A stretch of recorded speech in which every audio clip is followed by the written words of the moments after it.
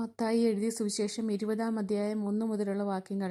സ്വർഗരാജ്യം തൻ്റെ മുന്തിരിത്തോട്ടത്തിൽ വേലക്കാരെ വിളിക്കേണ്ടതിന് പുലർച്ചയ്ക്ക് പുറപ്പെട്ട വീട്ടുടയവനോട് സദൃശ്യം. വേലക്കാരോട് അവൻ ദിവസത്തേക്ക് ഓരോ വെള്ളിക്കാശ് പറഞ്ഞിട്ട് അവരെ മുന്തിരിത്തോട്ടത്തിൽ അയച്ചു.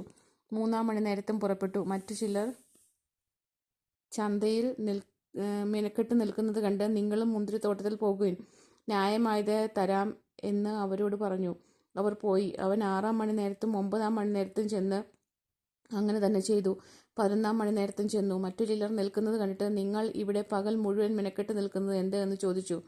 ഞങ്ങളെ ആരും കൂലിക്ക് വിളിക്കായകൊണ്ട് ഞങ്ങളെ അത്രയെന്ന് അവർ പറഞ്ഞപ്പോൾ, നിങ്ങളും മുന്തിരിത്തോട്ടത്തിലേക്ക് ചെല്ലുവിൻ എന്ന് അവരോട് പറഞ്ഞു.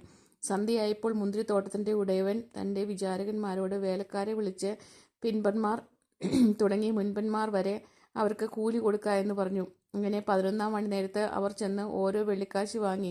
മുൻപന്മാർ വന്നപ്പോൾ തങ്ങൾക്ക് അധികം കിട്ടുമെന്ന് നിരൂപിച്ചിട്ട് അവർക്കും ഓരോ വെള്ളിക്കാശ് കിട്ടി. അത് വാങ്ങിയിട്ട് അവർ വീട്ടുടയവന് നേരെ പിറുപിറുത്തു.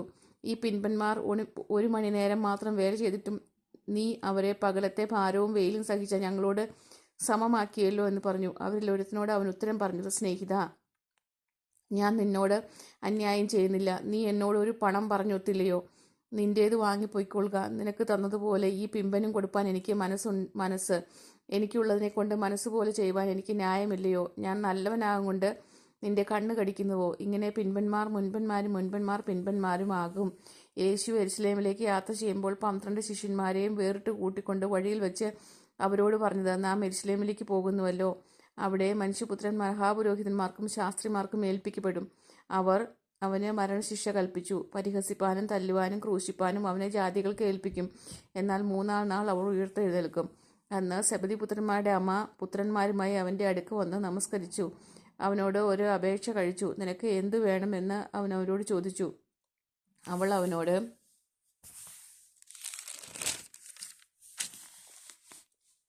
ഈ എൻ്റെ പുത്രന്മാർ ഇരുവരും നിന്റെ രാജ്യത്തിൽ ഒരുത്തൻ നിന്റെ വലത്തും ഒരുത്തൻ നിന്റെ ഇടത്തും ഇരിപ്പാൻ അരുളി ചെയ്യണമേ എന്ന് പറഞ്ഞു. അതിന് ഉത്തരമായി യേശു, നിങ്ങൾ യാചിക്കുന്നത് ഇന്നതെന്ന് നിങ്ങൾ അറിയുന്നില്ല. ഞാൻ കുടിപ്പാനിരിക്കുന്ന പാനപാത്രം കുടിപ്പാൻ നിങ്ങൾക്ക് കഴിയുമോ എന്ന് ചോദിച്ചു. കഴിയുമെന്ന് അവർ പറഞ്ഞു.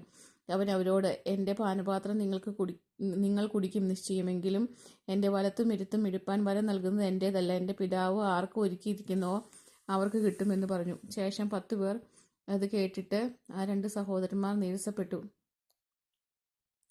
യേശു അവരെ അടുക്ക വിളിച്ചു. ജാതികളുടെ അധിപന്മാർ അവരിൽ കർത്തൃത്വം ചെയ്യുന്നുവെന്നും മഹത്തുക്കൾ അവരുടെ മേൽ അധികാരം നടത്തുന്നുവെന്നും നിങ്ങൾ അറിയുന്നു. നിങ്ങളിൽ അങ്ങനെ അരുത്.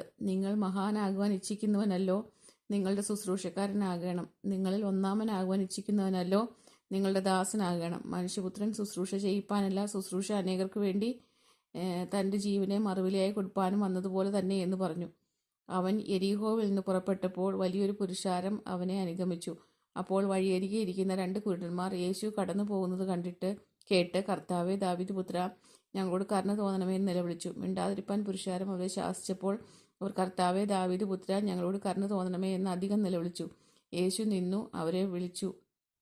ഞാൻ നിങ്ങൾക്ക് എന്തു ചെയ്യണമെന്ന് നിങ്ങൾ ഇച്ഛിക്കുന്നു എന്ന് ചോദിച്ചു. കർത്താവേ, ഞങ്ങൾക്ക് കണ്ണ് തുറന്നു കിട്ടണം എന്ന് പറഞ്ഞു. യേശു മനസ്സലിഞ്ഞു അവരുടെ കണ്ണ് തൊട്ടു. ഉടനെ കാഴ്ച പ്രാപിച്ചു അവനെ അനുഗമിച്ചു.